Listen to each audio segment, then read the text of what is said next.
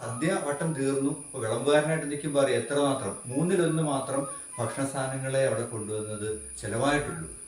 ബാക്കി മുഴുവനും ബയോഗ്ലാസ് പ്ലാന്റിലേക്ക് കൊണ്ടുപോകുന്നതിന് വേണ്ടിയുള്ള വലിയ ടാങ്കുകളിൽ വന്ന് ഇതെല്ലാം കൂടി, ഇപ്പോൾ സാമ്പാറും അവിയലും പായസവും ഇതെല്ലാം കൂടി ഒന്നിച്ച് ടാങ്കുകളിലേക്ക് ഒഴിച്ച് കൊണ്ടുപോകുന്ന ഒരു കാഴ്ച കാണുമ്പം നമ്മുടെ കണ്ണു നിറഞ്ഞു. കാരണം പട്ടിണിയെക്കുറിച്ചോ അല്ലെങ്കിൽ ആഹാരമില്ലാത്ത അവസ്ഥയെക്കുറിച്ചോ ചിന്തിക്കാനോ അനുഭവിച്ചിട്ടുള്ളവരോ ചിന്തിക്കാൻ കഴിവുള്ളവരായ എല്ലാവർക്കും ദുഃഖം തോന്നുന്ന ഒരു അനുഭവം അല്ലേ. അപ്പോൾ അത് ഇങ്ങനെയുള്ള ഇതിപ്പോൾ ഈ ഒരു കമ്പനിയിൽ ഇത്രയേ ഉള്ളൂവെങ്കിൽ ഇപ്പോൾ കേരളം ആകമാനം ഇതുപോലെ എത്രത്തോളം കമ്പനികളുണ്ടാവും, എത്രത്തോളം അധികം ഓണാഘോഷം ഉണ്ടാവും, അവിടെയൊക്കെ എത്രത്തോളം അധികം ആഹാര സാധനങ്ങൾ ഈ ഓണത്തിനും ഉത്രാടത്തിനും മറ്റുള്ള ഓണാഘോഷ ദിവസങ്ങളിലുമെല്ലാം ആയിട്ട് ഇങ്ങനെ പാഴാക്കി കളയുന്നു എന്നതിനെ കുറിച്ചൊന്ന് ചിന്തിക്കുക. അപ്പോൾ അതിന് അധികാരികൾ പോലും അതിനെക്കുറിച്ച് ചിന്തിക്കുകയോ ഒരു ബോധവൽക്കരണം നടത്തുകയോ അല്ലെങ്കിൽ അതിനൊരു ബോധം മുതിർന്നവർക്കും ഇന്നത്തെ ആളുകൾക്കും എല്ലാം ഉണ്ടാകണമെന്നുള്ള ചിന്ത കൂടി ഞാനിവിടെ പങ്കുവയ്ക്കുകയാണ്.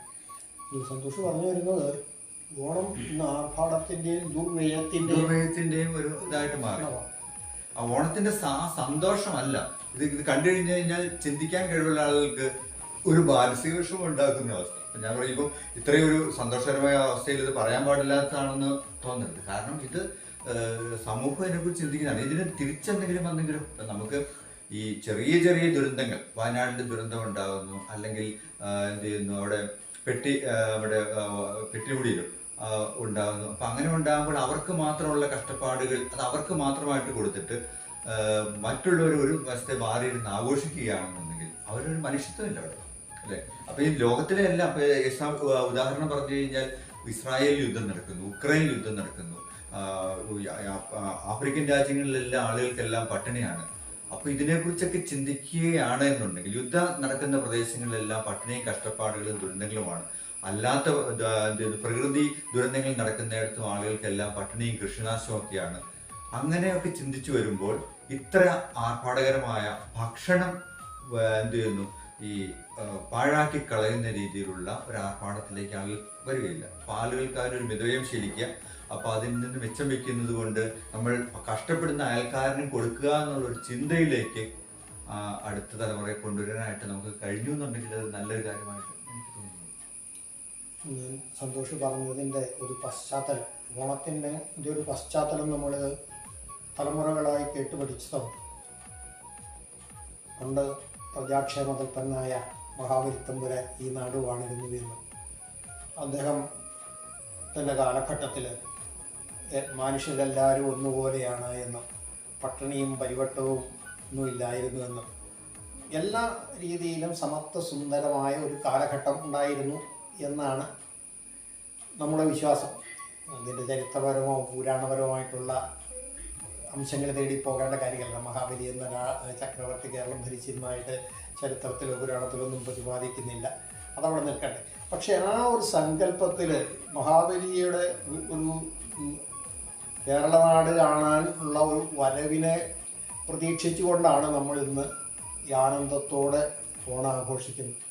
പക്ഷെ അവിടെ മറന്നു പോകുന്ന ഒന്നാണ് ഇപ്പോൾ സന്തോഷം സൂചിപ്പിച്ച പല ഈ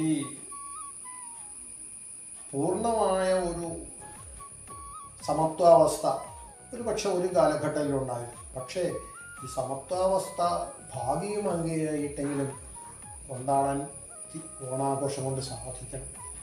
ഭക്ഷണത്തിൻ്റെ കാര്യം പറഞ്ഞു. ഞാൻ അടുത്ത കാലത്ത് ഒരു യൂറോപ്യൻ രാജ്യത്തിൽ സന്ദർശിക്കാൻ, അവിടെ മേടിച്ചു വെച്ച ഭക്ഷണം പലപ്പോഴും നമുക്ക് രുചി ഭേദം കൊണ്ട് കഴിക്കാൻ സാധിക്കാതെ വന്നു. ഞാനത് ബാക്കി എന്ത് ചെയ്യണമെന്ന് പറഞ്ഞപ്പോൾ എൻ്റെ കൂടെ ഉണ്ടായിരുന്ന അവിടുത്തെ ഒരാളത് പൊതിഞ്ഞെടുത്തു. സാധാരണ രീതിയിൽ ഭക്ഷണം അവിടെ എന്തുകൊണ്ട് പൊതിഞ്ഞെടുത്തതെന്ന് ചോദിച്ചാൽ ഭക്ഷണം കളഞ്ഞാൽ അവിടെ കേസാണ്. അപ്പോൾ നമ്മളെ ജയിലിൽ കൊണ്ടുവരും.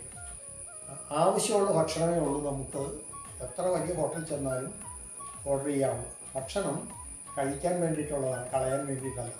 മലയാളി ഒന്നും മനസ്സിലാക്കാത്ത ഒരു കാര്യമാണ്. ഭക്ഷണം ഏത് തന്നെ കിട്ടും. എത്ര ഒരു 3 സ്റ്റാർ ഹോട്ടലിലാണ് സംഭവിക്കുന്നതെന്ന് മനസ്സിലാക്കണം. അതെ, ഈ ഭക്ഷണം ദുർവ്യയം ചെയ്യുന്ന കാര്യത്തിൽ ഒന്ന് ഭക്ഷണകാര്യം മാത്രമല്ല, വസ്ത്രകാര്യം.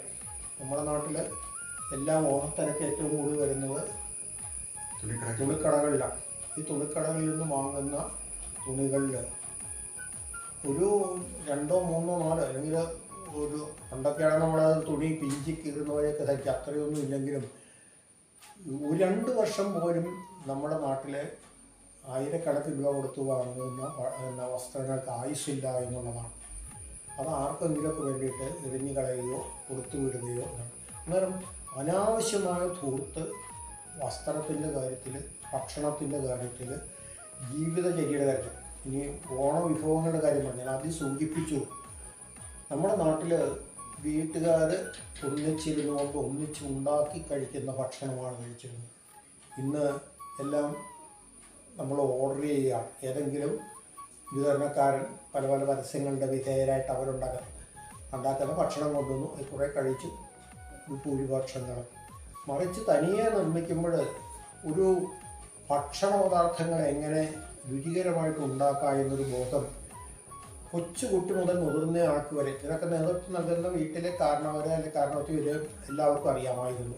തേങ്ങ ചുരണ്ടാന്, തേങ്ങ പിഴിയാൻ, കറിക്ക് മുറുക്കാനൊക്കെ ആബാലവൃദ്ധൻ ജനങ്ങൾക്കും പങ്കാളിത്തം ഉണ്ടായിരുന്നു ഓണക്കാലഘട്ടത്തിൽ ഒരിക്കലും. അതാണ് ഞാൻ കുടുംബ കൂട്ടായ്മ, വളരെ ശ്രേയസ്കരമായ എടുത്തു പറഞ്ഞ കുടുംബ കൂട്ടായ്മയൊന്നും എന്നില്ല. അതൊക്കെ വാണിജ്യവൽക്കരിച്ചു.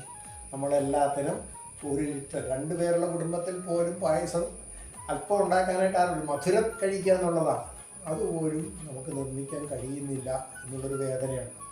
എന്നാൽ ഓണത്തിൻ്റെ കാലികമായിട്ടുള്ള ഈ ആർഭാടങ്ങൾ എന്തൊക്കെയായാലും ഇതിൻ്റെ പിന്നിൽ ഒത്തിരി ധൂർത്ത് നടക്കുന്നു. മറ്റൊന്ന് സന്തോഷം സൂചിപ്പിച്ചത് കലാരംഗത്തുണ്ടായൊരു അപജയമാണ്. കലാകാരന്മാരിലൊരു വലിയ വിഭാഗം ചില കാലഘട്ടത്തിൽ അവർക്ക് പണികൾ കിട്ടുന്നുള്ളൂ, അല്ലാത്തപ്പോൾ അത് വളരെ വേദന നിറഞ്ഞ അവസ്ഥയിലാണ്. ഒരു സത്യമാണ്. പക്ഷെ കലാരംഗത്ത് പോലും ഇതിനെ ശ്ലാഘനീയമായ രീതിയിൽ വളർത്താൻ നമുക്ക് കഴിയുന്നില്ല. നമ്മുടെയൊക്കെ പുതിയ തലമുറ ഇഷ്ടപ്പെടുന്നത് വലിയ കൊട്ടിഘോഷിച്ച വലിയ പണം പറ്റുന്ന കുറേ സിനിമാ താരങ്ങളെ മുൻനിർത്തിക്കൊണ്ടുള്ള ആർഭാടജന്യമായിട്ടുള്ള സാമൂഹ്യ ജീവിതമായിട്ട് വലിയ ബന്ധങ്ങളൊന്നുമില്ലാത്ത കഥകൾ, വെറും മാംസളമായിട്ടുള്ള വികാരങ്ങൾ മാത്രം വളർത്തുന്ന കലകൾ കണ്ടെത്തി. മറിച്ച് മനസ്സിൻ്റെ ഹൃദയത്തിന് ആനന്ദം നൽകുന്ന ഒന്നിലേക്ക് നമ്മുടെ കലാരംഗം മാറുന്നില്ല. അവിടെയാണ് കലാരംഗത്തുണ്ടായ അവധി. മറിച്ച് ഓണക്കാലഘട്ടത്തിലേക്ക് നോക്കും, അന്നും പല കലകളും ഉണ്ട്. നമ്മുടെ നാട്ടിലെ സ്ത്രീകളെക്കുറിച്ച് നമ്മൾ സൂചിപ്പിക്കും. ഈ സ്ത്രീകൾ വള്ളത്തോളിൻ്റെയൊക്കെ ഭാഷയിൽ പറഞ്ഞാൽ ഒരു കാലഘട്ടത്തിലെ വീടാൻ കൂട്ടിൽ കിടക്കം തത്തമ്മകൾ എന്നൊക്കെ പറഞ്ഞിരുന്നത്.